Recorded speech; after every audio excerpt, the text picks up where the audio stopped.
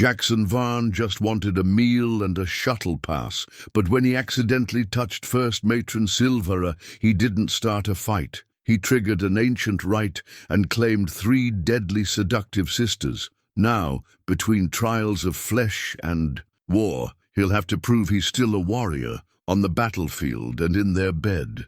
The twin suns of Cryon 9 blazed down on the weathered Colosseum, their light fracturing across dunes marked by centuries of conflict. Jackson Varn tilted his head against the glare, his patched-up neural suit creaking under the strain of years. The crowd's jeers crashed over him like a sandstorm, sharp and relentless, but he'd grown used to their sting. Once they'd chanted his name, Jackson Varn, the Iron Wraith, scourge of the Nebula Wars. Now, he was a shadow of that man, his left arm sluggish from synaptic damage, his once lethal plasma cutter dragging in the dirt as he shuffled toward the arena's heart. "Look at him!" a voice sneered from the stands. "Can't even lift his blade." Jackson didn't flinch. They weren't entirely wrong. His body betrayed him daily, each movement a negotiation with pain. But he wasn't here for glory. He was here for survival. "One fight," he rasped, his voice still carrying the gravelly weight that silenced younger fighters. "One meal, one canteen, and a shuttle pass to the next system," the crowd murmured. Men were scarce on Cryon 9, and a war veteran like Jackson, practically a relic, even broken, he was a spectacle worth betting on. The announcer's voice cut through the din. "Citizens of the 9 Rings, behold the Iron Wraith, hero of the 3rd Cascade." Jackson's lips twitched. Hero, that word, belonged to someone else, someone who hadn't lost everything to a pulse surge that fried half his nervous system. He'd been untouchable once, carving through void raiders with a grace that felt like dancing. Now, every step was a gamble. The announcer continued, "Presiding over today's bout, the revered First Matron, Silvara Kren." The air shifted, the crowd's mockery giving way to a hushed reverence. Jackson turned toward the elevated dais and froze. Silvara Kren stood, like a statue carved from obsidian, her violet skin shimmering under the sun's rays. Her armor, more ceremonial than practical, traced lines that had sparked wars and sonnets across the galaxy. But her eyes, gold-piercing, alive with a cunning that felt almost tangible, locked onto him. Jackson's breath caught. He'd heard the stories, but they hadn't prepared him for her. He tried to bow, a gesture from his days negotiating treaties. On frontier worlds, his damaged arm faltered and his boot snagged on a jagged stone. He pitched forward, instincts kicking in as his hand shot out, finding purchase on Silvara's bare forearm. The crowd gasped, then erupted. Guards tensed, their pulse lances half-drawn, uncertainty etched on their faces. Silvara's golden eyes widened, then narrowed. "Bold," she said, her voice smooth as molten glass. "Or reckless." Jackson steadied himself, releasing her arm with deliberate care. "I've been called worse," usually in the same breath. A flicker of amusement crossed her face, gone as quickly as it came. "Do you know what you've done, Iron Wraith?" Jackson shrugged, ignoring the crowd's fevered whispers. "Tripped in front of the most striking woman in the sector? Not my finest moment." Silvara stepped closer, her presence commanding the silence of the arena. "You've made a claim," she said, loud enough for the front rows to hear. "The aim, first by a man in 2 decades. Jackson's brow creased. "A claim to what?" Her gaze didn't waver. "To me. Or rather to a trial with me and my kin." He blinked, processing. "I was just trying not to eat dirt, Matron Kren. Intent. Doesn't matter, the gesture does." She leaned in, close enough that he caught the scent of night bloom and static on her skin. "My kin think you're too broken to endure us. Are they right?"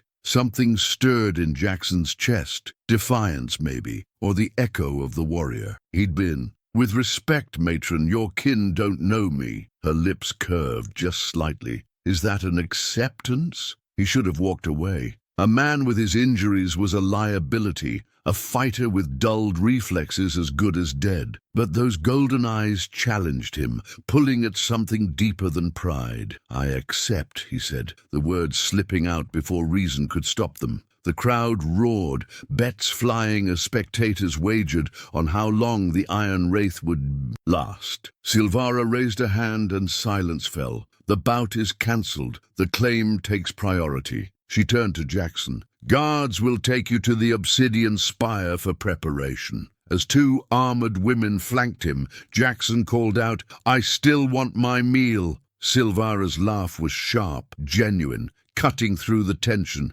"Survive the night, Wraith, and you'll dine like an emperor." The march to the obsidian spire was a haze of crimson skies and curious stares. Jackson caught fragments of the guards' hushed talk, rituals, tests, the sacred rite of the first matron. To judge a warrior's worth, the spire loomed ahead, a twisting monolith of black crystal that seemed to drink the light. "What now?" he asked the nearest guard. She smirked. "Now you prove yourself, or you don't." Inside, attendants swarmed him, peeling away his battered suit despite his protests. They left him in flowing trousers that shimmered like liquid shadow. "My cutter," he started, but Silvara's voice interrupted from the doorway. "Returned if you earn it." She'd changed. Her armor swapped for robes that clung to her like a second skin, revealing more than they hid. Jackson forced his eyes to her face. "You still haven't said what this claim is." Silvara circled him, her gaze tracing every scar, every mark of a life spent fighting. "An ancient rite. When a warrior touches the first matron's forearm, they declare themselves worthy of our lineage." Jackson's eyebrows shot up. "Lineage? Is this some kind of bonding ritual?" "In part," she said, stopping in front of him. Her fingers brushed a scar across his ribs, lingering on the raised tissue. "It's a test of will, mind, and flesh. My kin believe you're too damaged to be of use." He caught her wrist, gentle but firm. "And you? What do you think?" For a moment, her golden eyes softened, unguarded. "I think the Iron Wraith has more fight left than he knows." A distant chime echoed, deep and resonant. Silvara pulled her wrist free. "The first trial begins. Are you ready, Wraith?" Jackson squared his shoulders, summoning what pride he could in half-naked vulnerability. "Matron, I once held a choke point against a void swarm with a cracked skull and a dying power cell, just to get back to a camp serving vat-grown stew. For a real meal and your company, I'll handle whatever you throw at me." Her expression didn't change, but her eyes gleamed with something like respect. "Follow me, my kin await." The obsidian spire's central chamber was a cathedral of black crystal, its walls pulsing with faint light. Jackson stood at its center, barefoot, on polished stone, facing the three Kren matrons like a prisoner before a tribunal. Silvara sat on a raised throne, her posture both regal and relaxed. To her right, Lysa, the second matron, watched him with amber eyes that seemed to dissect his every twitch. Her silver skin glinted, her cropped hair framing a face as sharp as a blade. On Silvara's left lounged Vera, the youngest, her crimson eyes half-lidded with disinterest. Her violet skin shimmered, and faint pulses of light danced along her fingers as she toyed with a small orb. "The first trial," Silvara announced, "is the rite of cleansing." 6 attendants emerged, their movements synchronized, predatory. "Your gear will be studied," Lysa said, her voice cool and precise. "Your form will be judged for worth." Vera snorted. "If there's anything left to judge." Jackson straightened, ignoring the jab. "Didn't bring much to study." "Your suit," Silvara clarified, "even in tatters, speaks of your past, and your cutter, crude as it is." The attendants closed in, hands reaching for his trousers. Jackson raised a hand. "I'll do it myself, thanks." An attendant's eyes narrowed. "That's not protocol." Jackson locked eyes with Silvara. "Today it is." She nodded once, and the attendant stepped back. Jackson untied the trousers, letting them fall. He stood exposed, his body a map of survival, burns from ion blasts, a jagged scar from a vibro dagger, the pitted marks of shrapnel across his chest. The matron's reactions varied. Lissa leaned forward, her gaze clinical. Vera's boredom shifted to mild intrigue. Silvara's face remained unreadable, though her golden eyes flickered. "Step forward," she commanded. Jackson approached, his gait uneven but his chin high.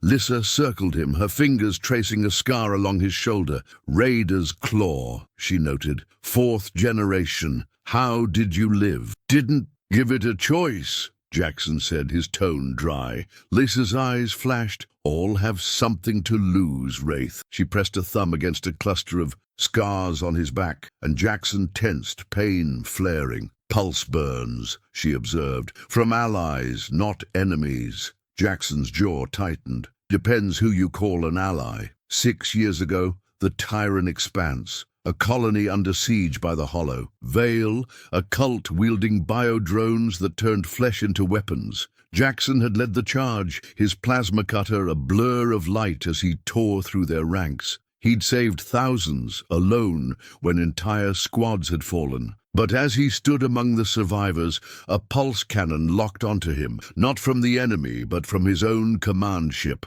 The blast hit, searing his nerves, leaving him for dead. No rescue came. The hero of Tyron was erased, too dangerous to keep. Alive? Jackson blinked back to the present as Vera's glowing finger jabbed a scar near his spine. He flinched, muscles spasming. "Sorry," she said, smirking, not sorry at all. "Did that sting, Legend?" "Vera," Silvara warned. The youngest matron circled to face Jackson, her inspection less clinical, more taunting. Her fingers traced his chest, pulses of light tingling against his skin. "They said you were something to look at," she murmured. "At least that's true." Jackson caught her wrist. "I'm not a display piece, matron." Light pulsed from her skin, sharp, but not painful. Her eyes widened, then darkened with challenge. "The second trial," Silvara interjected, "is the feast of truth." Attendants brought a table laden with dishes that seemed alive, fruits that glowed, liquids that hummed softly. "Each choice reveals you," Lissa explained. "Sustenance and insight." Jackson eyed the spread warily. "And if I'm not hungry?" Vera laughed, sharp and mocking. "Then you're lying, Wraith. Everyone craves something." She plucked a glowing orb and bit into it, juice dripping down her violet chin. "This one sharpens your senses, or breaks them, if you're weak." Jackson's gaze flicked to Silvara, who watched silently, waiting. He reached for a dish that shimmered like molten glass, a broth that rippled with heat. It was heavy in his hands. "Bold," Lissa noted, her amber eyes calculating. "That's virus nectar. It mirrors your deepest regret." Jackson lifted the bowl, the scent hitting him, charred metal blood, the aftermath of betrayal. He drank, locking eyes with Silvara. The taste was agony, every nerve screaming with the memory of that pulse blast, the silence of his allies as he fell. His hand shook, but he drained the bowl. Vera's smirk faded, replaced by grudging respect. "What did you taste?" Silvara asked, her voice soft. "Abandonment," Jackson said, "like ash and silence." The third trial came without. Warning, the chamber dimmed, 3 holographic orbs appearing overhead, gold, crimson, violet. Music swelled, primal and haunting. "The dance of 3 tides," Lissa said, rising with mechanical precision. "You stand at the center. We move around you. Resist us until the final tide falls." "Resist what?" Jackson asked. Silvara approached, her voice low. "Influence, scent, suggestion, will. Most men collapse in moments, begging or broken." Vera grinned, light pulsing from her fingers. "Or worse." Jackson planted his feet. "I've danced with worse than you 3. Bring it." The dance began, slow and deliberate. Each matron's movements wove a subtle assault, scents that clouded his thoughts, gestures that tugged at his mind. Lissa's steps were calculated, her amber eyes tracking his resolve. Vera's dance was provocative, light arcing from her fingers to graze his skin. Silvara moved with restrained power, her presence a promise and a threat. Jackson's damaged nerves, oddly, were his shield. The suggestions that should have overwhelmed him faltered, diffused by his broken pathways. An hour passed, the gold orb fading. Lissa's movements sharpened, frustration clear. Another hour, the crimson orb sank, and Vera's light grew erratic, singeing the air. As the third hour neared, only Silvara remained steady, the violet orb low. Jackson's leg trembled, sweat beading on his brow, but he stood. "Enough," Silvara called as the violet orb vanished. The music stopped.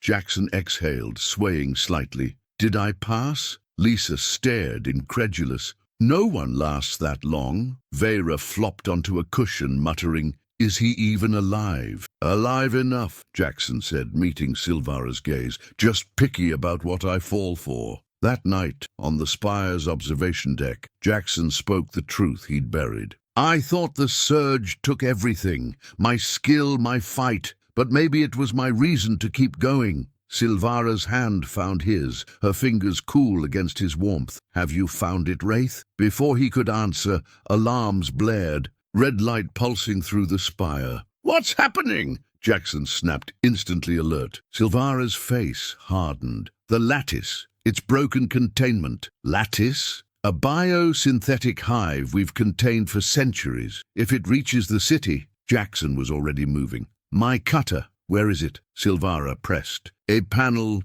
revealing his plasma cutter. Jackson gripped it, and the blade flared to life, its neural link sparking through his damaged system like a forgotten song. His crooked smile returned, sharp and alive. "I'm back." Silvara's golden eyes shone with wonder. "You never left." The spire shook as they sprinted through crystal corridors. "Perimeter breach, sectors 4 through 9, Silvara reported, now in sleek armor. "The lattice is adapting faster than ever." They reached a balcony overlooking the city. Below, a writhing mass of biosynthetic tendrils consumed the plaza, civilians vanishing into its grip, only to rise as hollow shells, their movements jerky, controlled. "What are they?" Jackson demanded. "Relics of the Nebula Wars," Lissa said, joining them with a tactical hologram. "They convert life into extensions of themselves." Vera arrived, light crackling from her hands. "Someone sabotaged the containment. This isn't an accident." The city's guards faltered, their weapons useless against the lattice's shifting defenses. Jackson's eyes narrowed. "Conventional weapons, huh?" He vaulted over the railing, landing hard, pain shooting through his leg. A family cowered. Nearby, tendrils closing in. Jackson lunged, his cutter blazing, slicing through the lattice with ease where modern tech failed. "Go!" he barked, with the family scrambling away. The lattice converged on him, a living tide. Jackson carved through it, each swing precise, his body remembering what his mind had forgotten. "Central hub!" Lissa shouted from above. "There's a core controlling it!" Jackson spotted it, a pulsing mass at the plaza's center, guarded by writhing tendrils. He charged, cutter raised, cutting a path through the swarm. Silvara followed, her own weapon failing as the lattice adapted. "Our tech's useless," she called. Jackson reached the core, a towering knot of biocircuitry. It sensed him, tendrils lashing out, wrapping his limbs, probing his nerves with searing pain. He gritted his teeth, driving the cutter deeper. "Stay back!" he roared as Silvara neared. The core pulsed, draining the cutter's energy. Jackson's vision blurred, his damaged body faltering. With a final surge, he twisted the blade, pouring every ounce of will into the neural link. The cutter flared, incinerating the core in a burst of light. The lattice collapsed, tendrils falling lifeless across the city. Jackson swayed, the cutter slipping from his hand. Darkness crept in, but arms caught him. Silvara, Lissa, Vera, there, strength holding him up. "Neural collapse,"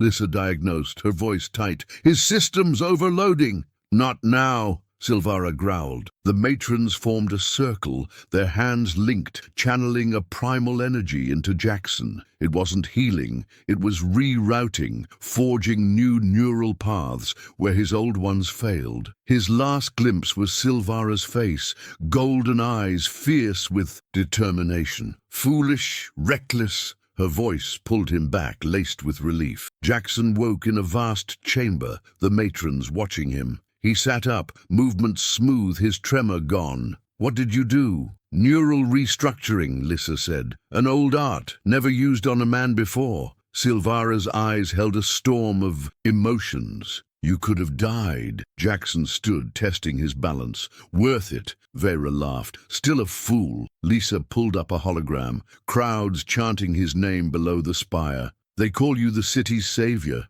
Jackson waved. "It off. Just a soldier who remembered his job." "More than that," Silvara said softly. The others left, and Jackson joined her on the balcony. The city sparkled under Cryon 9's moons, rebuilding already. "The trials," he said. "Did I pass?" Silvara's hand found his. "You redefined them." Her robe slipped away, violet, skin glowing in the moonlight. "You showed one man can match 3 matrons." "Match," Jackson teased, pulling her close. "Or outlast." "Worthy," she murmured, her lips meeting his. Their kiss was fire and promise, a collision of survivors finding balance. "I thought I'd lost my fight," Jackson said, his voice low. "My reason." Silvara's hands traced his scars. "And now I know what's worth defending." A year later, Jackson stood in the Obsidian Spire's great hall, clad in armor marking him as Silvera's consort and Cryon 9's tactician. Whispers followed him. Tales of the Wraith who'd shattered the lattice, who'd won the matrons. Respect. Who'd reshaped a world. Vera nudged him, light sparking from her fingers, nervous about the treaty signing. "About your cooking tonight," Jackson shot back, grinning. Lisa approached, holograms in hand. "Treaty success probability, 89.4%. Thanks to your restructuring." Silvara called the hall to order, her voice weaving unity and strength. Her eyes found Jackson's, and he stood taller, his body no longer a traitor. Later, in their private chamber, the 4 of them, Jackson, Silvara, Lissa, Vera, built something new, a bond forged in crisis, sustained by choice. "The Outer Worlds want a combat demo," Silvara said, her tone light. Jackson laughed. "The Wraith's done with shows. Tell them to watch how we rebuild." Her hand tightened in his. "Strategist. Learned from the best," he said, his gaze sweeping the matrons.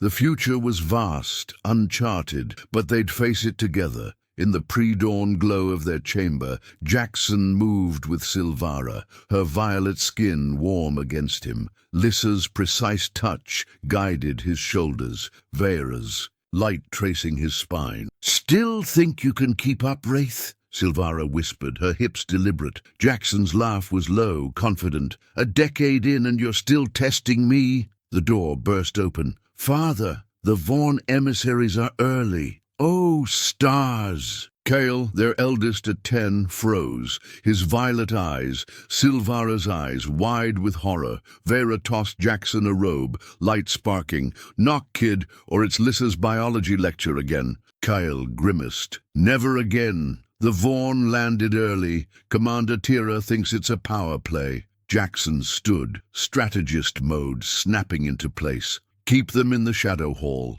No comforts." "Done," Kyle said, pride creeping into his voice. "And I activated the low-frequency disruptors." Jackson grinned. "That's my boy." The strategy room hummed. Their 6 children, hybrids of human and Cryon resilience, gathered around a holographic map. Kyle and Lyra, Silvara's twins, stood with natural authority. Torin, Lissa's son, analyzed data with amber eyes. Vera's triplets, Zoe, Rin, and Mira, sparked with energy, literally. "The Vaughn are hiding fleet movements," Torin said, projections swirling. 93.2% chance they're probing our borders." Lyra nodded. "Their supply chains show anomalies. Too much Cryon for peacetime." "Can we fight?" Rin asked, sparks flying. Jackson exchanged a look with Silvara. Their children knew only peace, but war loomed. "We avoid fighting unless we must," Jackson said. "Our strength is in strategy, not blades." Zoe rolled her eyes. "Says the Iron Wraith." "Exactly," Jackson said, his tone heavy. "The man who earned that name wants better for you." Silvara broke the silence. "The Vaughn think we're blind to their moves. We use that," Lisa continued. "While they posture, we reposition our defenses." Vera grinned. "And hit their supply lines." Jackson finished, all without a shot fired. The children watched, awed by their parents' unity. On the balcony later, Jackson stood alone, his cutter humming faintly. Silvara joined him, thinking of impossible things. "A decade ago, I was a wreck waiting to die. Now," he gestured to the city, the stars, their family. "Now I'm the luckiest fool alive." "Consort Prime," she teased. "Fancy title for keeping 3 matrons. Happy." Her face grew serious. "The Vaughn could mean war." Jackson nodded.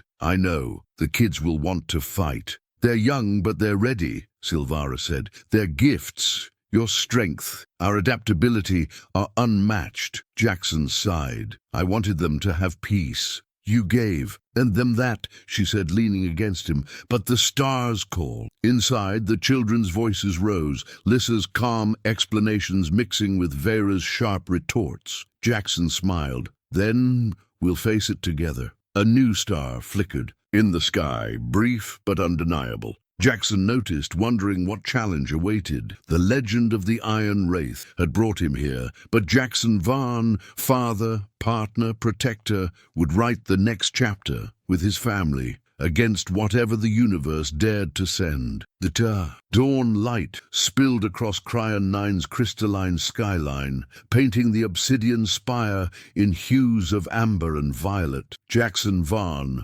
stood on the balcony, his plasma cutter humming faintly at his side, its neural link a steady pulse in his rewired system. The city below thrummed with life, shuttles weaving between towers, clean-up crews hauling lattice debris, citizens rebuilding with a resilience that mirrored their planet's harsh beauty. But that flickering star from the night before lingered. In Jackson's mind, a silent warning of something approaching. Silvara's voice broke his thoughts, soft but commanding. "You're staring at the sky like it owes you answers, Wraith." She stepped beside him, her violet skin catching the morning glow, her golden eyes searching his face. Jackson's lips twitched. "Maybe it does. That star last night, too brief to be natural, feels like a signal." She nodded, her expression tightening. "Our orbital sensors caught it too, a burst, a coded burst, origin untraceable. The Vaughn delegation's early arrival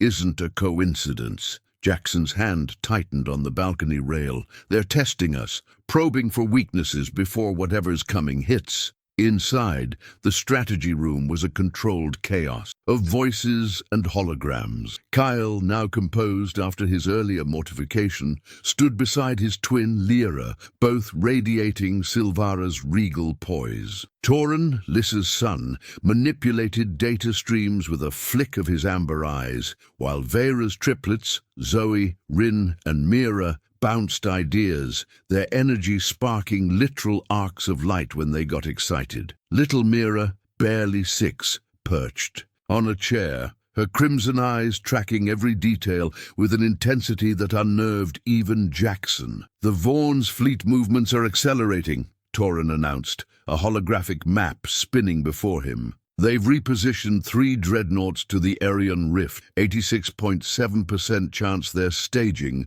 for a blockade." Lyra's fingers danced over a secondary display. "Their diplomatic credentials have more holes than a meteor shower. 2 of their envoys have ties to the Hollow Veil, same cult that hit Tyron." Jackson's jaw clenched at the name. The Hollow Veil's biodrones had cost him everything once. If they were back, allied with the Vaughn, this wasn't just a power play, it was a vendetta. "Can we hit their supply lines?" Zoe asked, a spark leaping from her fingertip to the table. Silvara raised a hand. "Not yet. We need leverage, not escalation." Vera leaned forward, light pulsing from her hands. "I say we send a message." Sabotage one of their fuel depots, make it look like an accident. Jackson exchanged a glance with Silvara. Their children were brilliant, powerful, but untested. They'd grown up in a world shaped by peace, not the brutal calculus of war.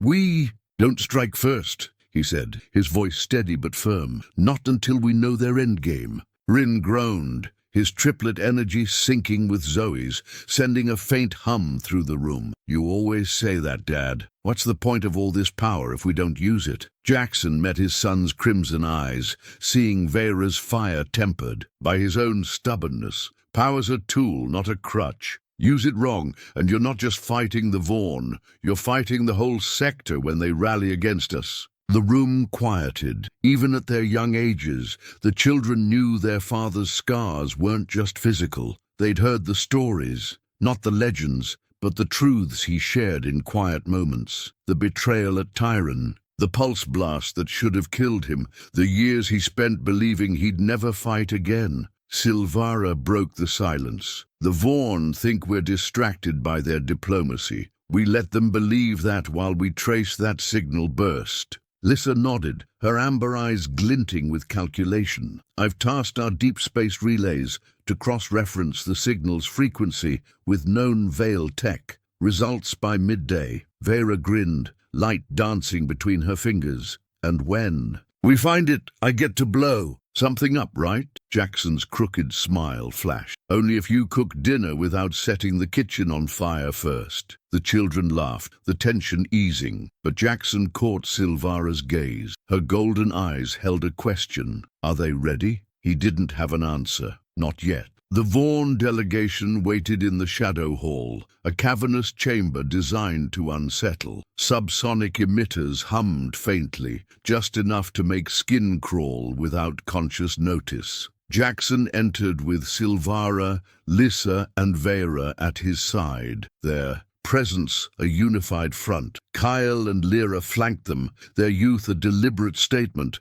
Cryon 9's future was here, watching. The Voran envoy, a wiry man named Tharok, stood with 3 aides, their grey uniforms stark against the hall's obsidian wall. Tharok's eyes, too pale for a human's, flicked over Jackson, lingering on the plasma cutter at his hip. "Consort. Prime," Tharok said, his voice clipped, synthetic. "We expected the first matron alone." Silvara's smile was a blade. "My consort speaks for Cryon 9 as I do. Your early arrival suggests urgency. Speak." Tharok's gaze shifted to Gale and Lyra, a flicker of unease crossing his face. "The Irion Rift has become unstable. Pirate activity threatens trade routes. We propose a joint patrol to secure it." Jackson's instincts screamed lie. The rift was a choke point, rich in cryon deposits. Controlling it meant controlling half the sector's energy supply.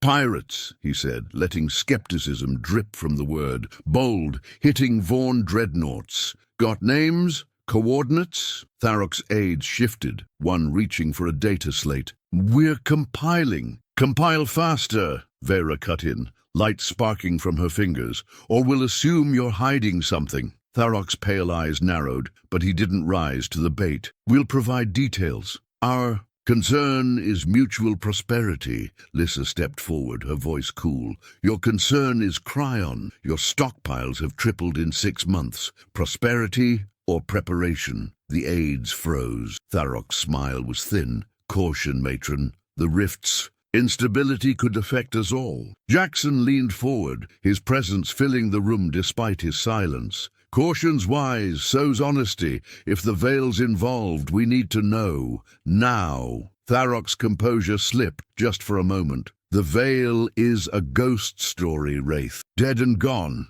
Jackson's smile didn't reach his eyes. "Ghosts have a way of coming back." The meeting ended with vague promises and no commitments. As the Vaughn left, Cale whispered to Jackson, "He was lying. His pulse spiked every time you mentioned the Veil." Jackson ruffled his son's hair. "Good catch. Keep watching." Back in the spire, Lysa's relays pinged with results. The signal burst matched Veil tech, but its source was cloaked, bouncing through relay points across the sector. They're masking their origin, Lissa said, frustration edging her voice. But the signal's active. It's still transmitting. Silvara's eyes met Jackson's. A beacon. Something's already here. The realization hit like a pulse blast. Jackson turned to the children. Tor and Lyra, cross-check every inbound ship from the past week. Zoe, Rin, Mira, scan the city's grid for anomalies. Kyle, you're with me and your mothers. We're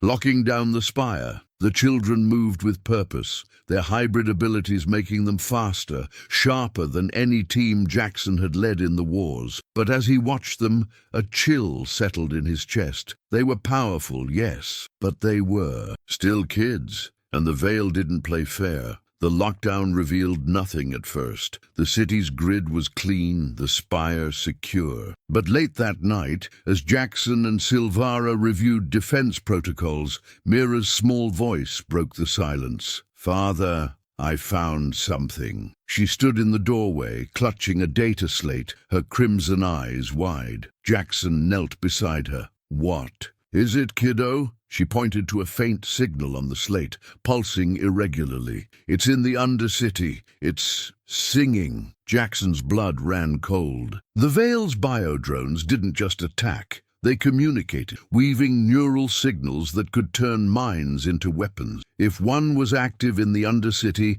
it wasn't alone. Silvera's hand found his, her grip tight. "We need to move, now." Jackson grabbed his plasma cutter, its blade flaring as he tested the neural link. The children gathered, their faces a mix of excitement and fear. "Stay here," Jackson told them. "Guard the spire. If anything moves, you alert us." Zoe protested, sparks flying. "We can help." "You are helping," Silvara said, her tone final. "This is your post." The Undercity was a labyrinth of forgotten tunnels and rusted tech, a relic of Cryon 9's early days. Jackson, Silvara, Lissa, and Vera moved silently, their armor's sensors scanning for the signal. The air grew thick, heavy with a hum that wasn't sound but feeling, a pressure on the mind, subtle but growing. "Veil tech," Lissa confirmed, her voice low. "It's probing for neural signatures." Jackson's rewired pathways tingled, the old damage making him less susceptible, but not immune. "Can you jam it?" Lissa shook her head. "Not without knowing its frequency." Vera's light flared, illuminating a tunnel wall etched with faint, glowing runes. "Look at this." The runes pulsed in time with the signal, their patterns alien, hypnotic. Silvara traced one, her golden eyes narrowing. "These are Veil script. They're activating something." Before Jackson could respond, the ground trembled. A low, grinding sound echoed, and the runes flared brighter. From the tunnel's depths a shape emerged, not a drone, but a construct, humanoid but wrong, its limbs too long, its surface rippling like liquid metal. Its eyes glowed the same, pale hue as Tharok's. "Wraith!" it hissed, its voice a chorus of overlapping tones. "You should have stayed dead." Jackson's cutter blazed, his body moving on instinct. "Guess I'm stubborn." The construct lunged, faster than anything human. Jackson parried, the cutter slicing through its arm, but the limb reformed, knitting itself back together. Silvara's energy lance sparked, useless against its adaptive surface. Vera's light arced, slowing it briefly, but the construct adapted, absorbing the energy. Lissa analyzed it mid-fight, her voice calm. "It's a prototype. Neural core, not mechanical. Target the chest." Jackson dodged a claw that grazed. His armor, pain flaring in his side. He pivoted, driving the cutter into the construct's chest. The blade sank deep, blue fire erupting as the neural core overloaded. The construct screamed, a sound that clawed at their minds, then collapsed, its form dissolving into a pool of silver liquid. Silence followed, broken only by their heavy breathing. Silvara knelt beside the liquid, her face grim. This wasn't a drone. It was a scout. Jackson's gut twisted, meaning there's more. Lissa's sensors pinged. The signal's gone quiet, but it sent a burst before it died, likely to the Vaughn. Vera cursed, light sparking. "They know we're onto them." Back at the spire, the children waited, anxious but unharmed.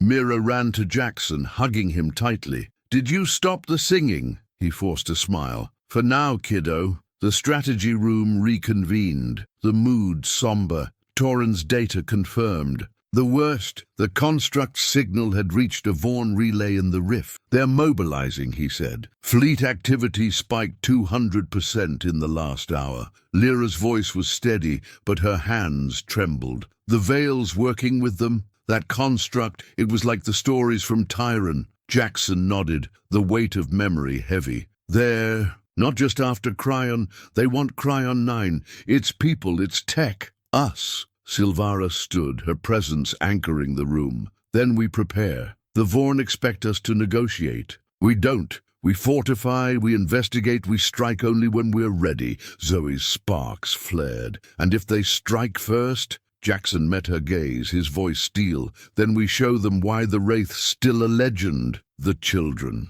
nodded, their fear giving way to determination. Jackson looked at Silvara, Lissa, Vera, the women who'd rebuilt him, the family they'd forged. The Veil had taken his past, but they'd given him a future worth fighting for. That night Jackson stood on the balcony, the cutter at his side, its hum a steady reminder of who he'd been and who he was now. Silvara joined him, her hand slipping into his. "The children are scared," she said, "but they're strong, like their mothers," Jackson replied. "And their father," she countered, her golden eyes soft but fierce. "You faced the Veil once and won. You'll do it again." He pulled her close, the city's lights reflecting in her eyes. "Not alone this time." Behind them, the children's voices drifted from the spire, a mix of laughter and argument, the sound of life unbroken. In the sky, another star flickered brighter this time, and Jackson's grip on the cutter tightened. The Veil was coming,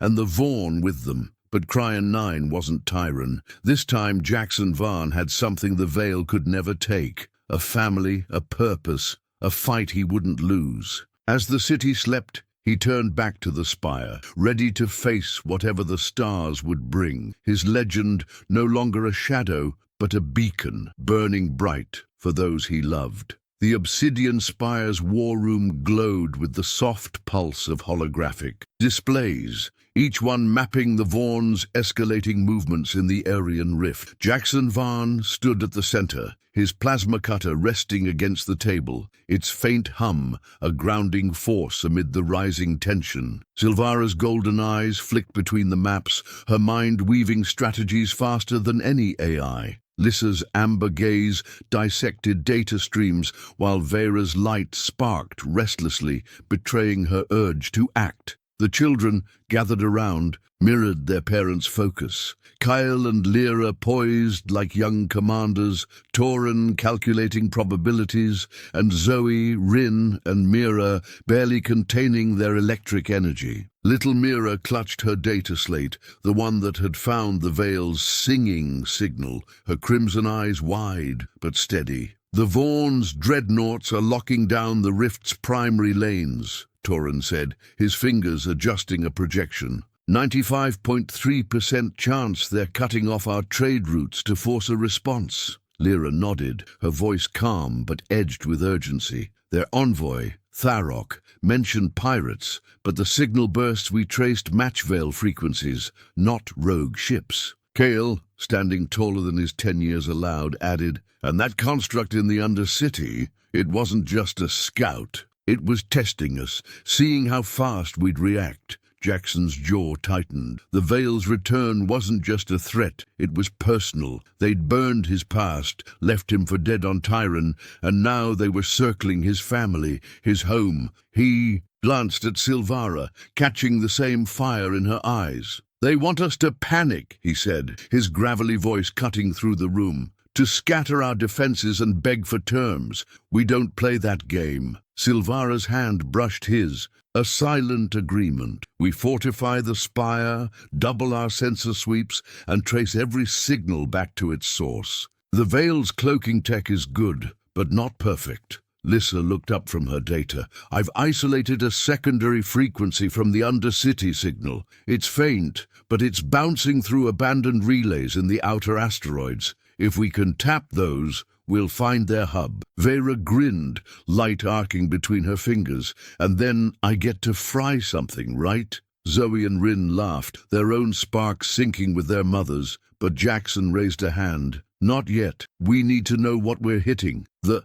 Veil doesn't just attack, they consume minds, bodies, tech, everything. Mira's small voice piped up, barely audible. The singing, it's still out there, quieter, but not gone. The room stilled. Jackson knelt beside her, his scarred hand gentle on her shoulder. "You're sure, kiddo?" She nodded, pointing to her slate, where a faint waveform pulsed. "It's hiding, like it's waiting." Silvara's eyes narrowed. "Then we don't. Wait, we hunt." The plan took shape with the seamless unity that defined their family. Torrin and Lyra would lead a team to analyze the asteroid relays, using their hybrid intellect to crack the Veil's encryption. Zoe, Rin, and Mira would monitor the city's grid for any new signals, their energy-sensitive abilities perfect for detecting anomalies. Kyle would coordinate with Commander Tira's guard, ensuring the Spire's defenses were airtight. Jackson, Silvara, Lisa, and Vera would take a stealth shuttle to the Undercity's deepest levels, where the construct had emerged, searching for any trace of the Veil's presence. As they prepared, Jackson caught Kale watching him, the boy's violet eyes, Silvara's eyes, filled with a mix of pride and worry. "You'll come back, right?" Kyle asked, his voice low, meant only for his father. Jackson ruffled his hair, the gesture softer than his usual gruff demeanor. "Always, kid. Takes more than a few singing machines to keep me down." Kyle smiled, but the worry lingered. Jackson felt it too, a gnawing sense that this was only the beginning. The Undercity was darker now, the air thick with a metallic tang that set Jackson's nerves on edge. His cutter's blue glow cast long shadows as he led the way, Silvara at his side, her energy lance ready but dimmed to avoid detection. Lisa's sensors hummed softly, scanning for neural signatures, while Vera's light flickered, barely contained. The runes they'd seen before pulsed faintly on the walls, their glow erratic, like a heartbeat struggling to stay alive. "These aren't just markers," Lissa said, her voice hushed. "They're conduits. The Veil's using them to channel their signals, maybe even their consciousness." Silvara traced a rune, her fingers steady despite the danger. "If we can disrupt the network, we could blind them." Vera's light flared. "Or blow it up. More fun." Jackson's lips twitched, but his focus stayed on the tunnel ahead. The singing Mira described was stronger here, a pressure that tugged at his rewired neural pathways. It wasn't sound, it was intent, a subtle push to lower his guard, to trust. He shook it off, his damaged nerves a shield once again. "Stay sharp," he muttered. "It's trying to get in your head." They reached a cavern, vast and unnatural, its walls lined with more runes, now glowing brighter. At its center stood a structure, a pulsing organic mass of biocircuitry, like the construct but larger, its surface rippling with liquid metal. Tendrils extended from it, weaving into the walls, feeding the runes. "That's the hub," Lissa said, her sensors spiking. "It's broadcasting to the entire sector." Jackson gripped his cutter, its blade flaring. "Then we cut it off." But before he could move, the hub pulsed and the air shimmered. Shapes emerged, 3 more constructs, taller, their forms less humanoid, more fluid, their pale eyes glowing with the same unnatural light as Tharok's. "Wraith!" they hissed. In unison, their voices a discordant hum. "You cannot stop the song." Silvara's lance sparked, Vera's light erupted, and Lissa drew a pulse blade, but Jackson was already moving. His cutter slashed through the first construct, its form splitting but reforming faster than before. "They're learning!" he shouted, dodging a tendril that grazed his arm, pain searing through him. Silvara's lance struck another, but the construct absorbed the energy, growing stronger. Vera's light slowed one, but it adapted, its surface shimmering to deflect her attacks. Lissa's voice cut through the chaos. "The hub's feeding them. Sever the tendrils." Jackson pivoted, targeting the hub's connections. His cutter burned through one tendril, then another, each strike weakening the constructs. Silvara and Vera followed his lead, their attacks coordinated despite the chaos. Lissa analyzed the hub, her blade carving precise cuts to disrupt its core. The constructs fought harder, their movements erratic, desperate. One lunged at Jackson, its claws raking his chest, tearing through his armor. Blood welled, but he pushed through, driving his cutter into the hub's core.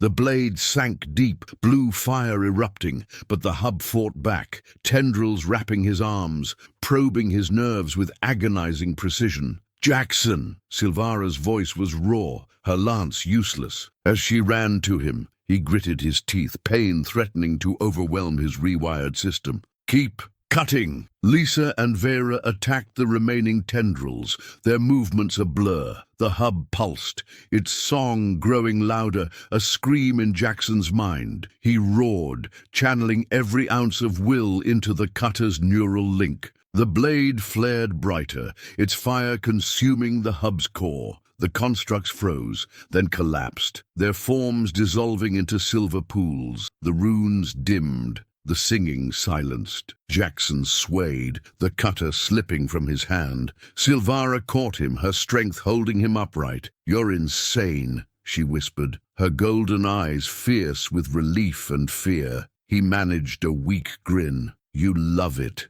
Lissa scanned. "The hub's remains. It's dead, but it sent a final burst before we killed it. The Vaughn will know we're fighting back." Vera's light sparked, her voice sharp. "Good, let them come. Hey, if you're gripped by Jackson's fight against the Veil, what do you think he'll face next? Drop your thoughts in the comments. I read everyone. And if you're loving this sci-fi saga, hit that like button and subscribe to join the journey. Let's keep the stars burning together. Back in the cavern, the air was still, the hub's destruction leaving an eerie calm. Jackson's chest burned, blood seeping through his torn armor, but his rewired body held steady, the matron's neural work proving its worth. Silvara's hand lingered on his arm, her touch both grounding and urgent. "We need to move." The Vaughn won't wait. They retraced their steps, the Undercity's tunnels now silent, the runes dark. At the spire,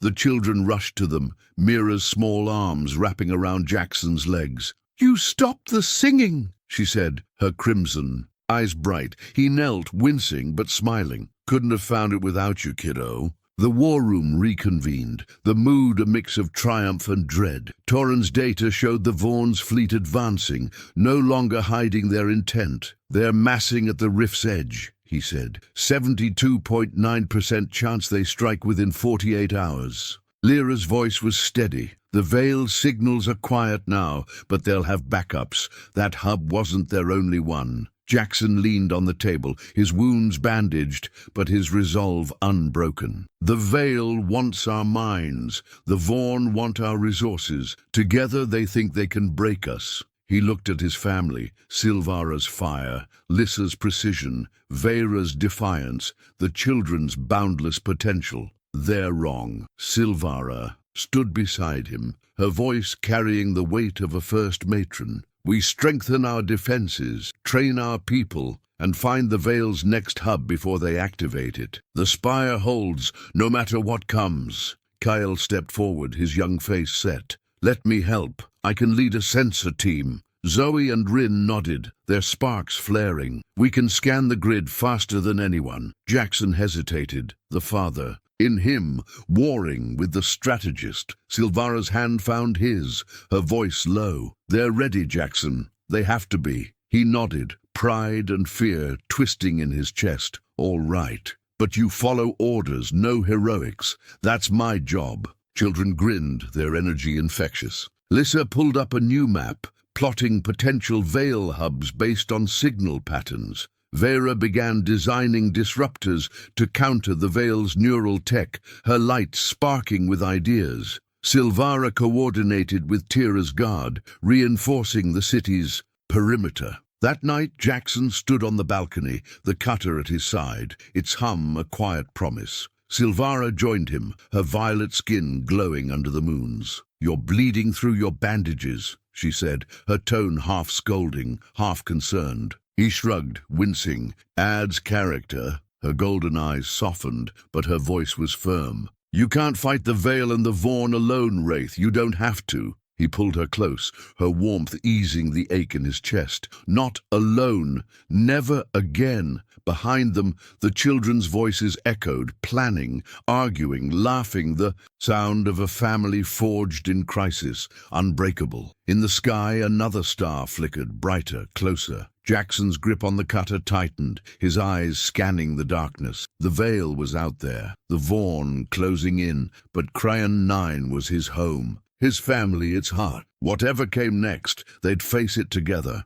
their legend growing with every challenge, a beacon against the stars' endless night. The Obsidian Spire's war room was a hive of focused energy, the air thick with the hum of holographic projectors and the quiet intensity of a family preparing for war. Jackson Vaughn leaned against the central table, his plasma cutter at his side, its faint blue glow a constant reminder of the fight ahead. His chest ached from the Undercity battle, the bandages beneath his armor tight, but his rewired neural pathways kept him steady. Silvara stood beside him, her golden eyes scanning a map of the Arion Rift, where the Vaughn's dreadnoughts loomed like predators circling prey. Lissa's amber gaze flicked between data streams, her fingers weaving through projections. With surgical precision, Vera paced, her light sparking erratically, itching for action. The children, scattered around the table, were no less vital. Kale and Lyra plotting defense grids,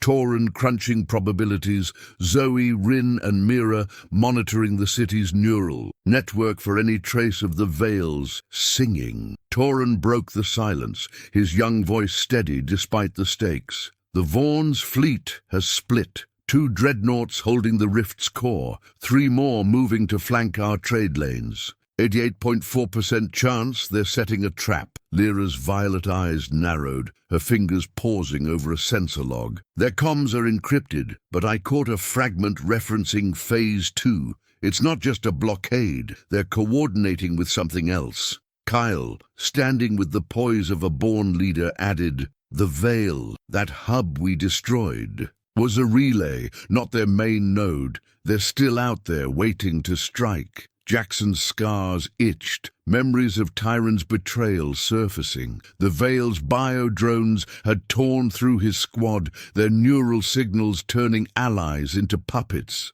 Now, allied with the Vaughn's military might, they were a threat unlike any Cryon 9 had faced. He met Silvara's gaze, seeing the same resolve that had anchored him through the trials. "They're trying to divide us," he said, his voice rough but firm. "The Vaughn hit our resources. The Vale hits our minds. We don't let them split our focus." Silvara nodded, her presence a quiet command. "We reinforce the city's neural firewalls, triple our sensor sweeps, and send stealth probes to the Rift. The Vale's main node is our priority. If we cut their signal, the Vaughn lose their edge." Lisa's data stream flickered, a new alert pinging. "I've traced the Undercity signal's echo. It's faint, but it's coming from the Cryon Abyss, a dead zone, no relays, no tech. Perfect place to hide a node." Vera stopped pacing, her light flaring. "Then we go in, blow it to pieces and send the Vale a message." Zoe and Rin grinned, their own sparks sinking, but Mira's small voice cut through, hesitant yet clear. "It's not just singing now, it's calling, like it wants us to find it." Jackson knelt beside her, his hand gentle on her slate. "Calling how, kiddo?" She frowned, her crimson eyes distant. "It knows we're here. It's not afraid." The words hung heavy, a chill settling over the room. Jackson stood, his mind racing. The Vale's constructs had always been ruthless, but this felt different, deliberate, almost personal. Silvara's hand found his, her grip steady. "We don't wait for their invitation. We move now." The plan solidified with the family's seamless unity. Torin and Lyra would lead a sensor team to the Abyss's edge, using their hybrid intellect. To map its dead zone, Zoe, Rin, and Mira would stay in the spire, scanning for neural anomalies, their energy sensitivity unmatched. Kyle would oversee the city's defenses with Commander Tira, ensuring no Vaughn ship slipped through. Jackson, Silvara, Lissa, and Vera would take a stealth skiff to the Creon Abyss, armed for a surgical strike. No risks, Jackson told the children, his tone leaving no room for argument. You see anything you call us. Understood? Kyle nodded, his jaw set. But Zoe's sparks flared. We're not babies, Dad. Jackson's crooked smile flashed. Never said you were, but you're mine, and I'm keeping you safe. The Creon Abyss was a scar on the planet's surface, a chasm where light seemed to vanish, swallowed by jagged crystal walls. The skiff descended silently, its cloaking tech masking their approach. Jackson's cutter hummed, its neural link tingling through his system, sharper now than ever. Silvara's energy lance glowed. Faintly, Lissa's sensors swept the darkness, and Vera's light pulsed, barely contained. The air grew heavy, the veils calling a tangible pressure, like fingers brushing the edges of their minds. This isn't just a node, Lissa said, her voice low, her sensors spiking. It's a nexus. Multiple signals converging. The Veil's been building this for years. Silvara's golden eyes scanned the chasm's walls, where faint runes pulsed, larger and more intricate than those in the Undercity. They've turned the abyss into a neural web. If it activates fully, it could control the entire planet. Jackson's grip tightened on his cutter. Then we rip out its heart. They landed on a ledge overlooking a cavernous void. At its center pulsed a massive structure, part machine, part organism, its surface writhing with biocircuitry. Tendrils thicker than a man's torso extended from it, burrowing into the crystal walls, feeding a network of glowing runes. Smaller constructs patrolled its base, their pale eyes scanning the darkness. 6 guards, Vera whispered, her light dimmed. We can take them. Jackson shook his head. Not without alerting the Nexus. We need to hit the core directly. Lissa's sensors whirred. There's a weak point, central mass just below the primary tendril cluster. One clean strike could overload it. Silvara's lance sparked. We'll need a distraction. Jackson's smile was grim. That's me. Before they could argue, he vaulted over the ledge, landing hard, his cutter blazing. The constructs turned, their hissing voices a chorus.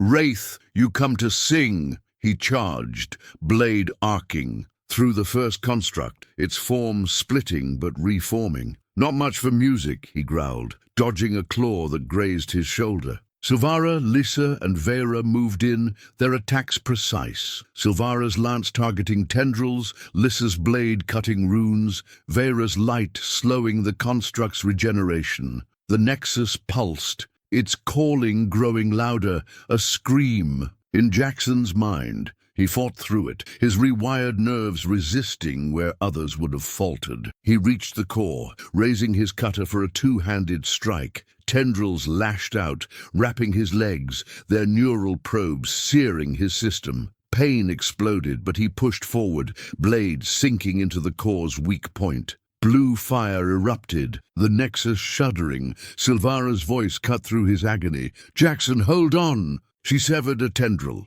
her lance sparking uselessly against the Nexus's defenses. Vera's light burned brighter, slowing the constructs, while Lissa carved a path to Jackson, her blade steady. The Nexus fought back, its tendrils tightening, draining the cutter's energy. Jackson's vision blurred, his body trembling under the strain. Not yet! He roared, twisting the blade deeper, pouring every ounce of will into the neural link. The cutter flared, a torrent of blue fire, consuming the core. The Nexus screamed, a sound that shook the chasm, its tendrils withering. The constructs collapsed, their pale eyes dimming. The runes went dark, the calling silenced. Jackson fell to his knees, the cutter slipping from his hands, his breath ragged. Silvara caught him, her strength unyielding. "You're a damn fool," she whispered, her voice thick with relief. He managed a weak laugh. "You're fool." Lisa scanned the Nexus's remains.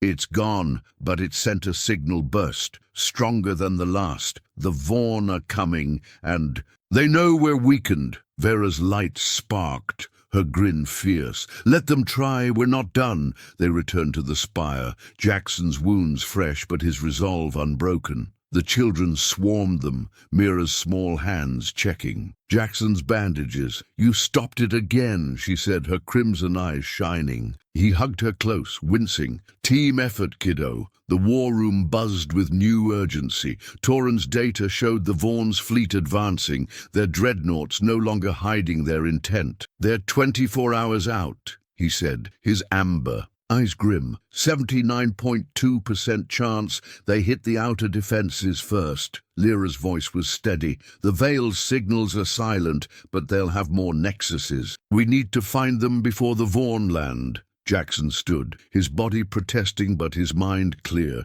"The Veil's playing a long game. Control the planet, let the Vaughn pick up the scraps. We don't give them the chance." Silvara's hand rested on his shoulder, her voice a quiet command. "We train the guard, arm the city, and hunt the remaining nexuses. The spire holds." Kyle stepped forward, his young face fierce. "I can lead a patrol, check the outer districts." Zoe and Rin nodded, their sparks flaring. "We'll scan deeper, find the next signal." Jackson hesitated, the father in him aching, but Silvara's nod was firm. "They're ours, Jackson. They're ready." He relented, pride outweighing fear. "Stay sharp, no risks. You're the best we've got." The children beamed, their energy a spark of hope in the growing shadow. Lissa plotted new sensor grids, Vera designed neural disruptors, and Silvara rallied the guard, her authority unshakable. That night, Jackson stood on the balcony,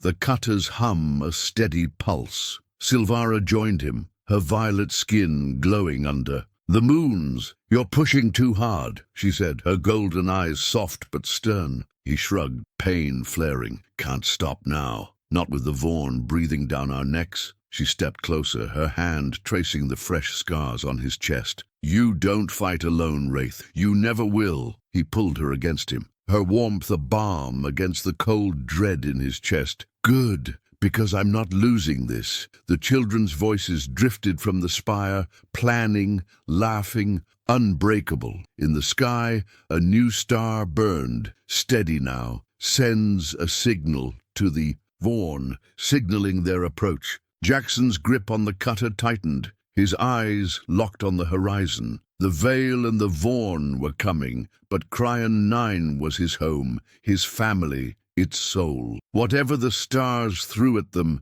they'd face it as one, their legend a fire that no darkness could extinguish. From the Colosseum's dust to the abyss's heart, Jackson Vaughn and his kin defy the Veil's song and the Vaughn's schemes. What new dangers await Cryon 9's guardians? The stars whisper secrets. For another gripping sci-fi story of survival and sacrifice, the video on screen is your next stop. Trust me, it's an adventure you can't resist.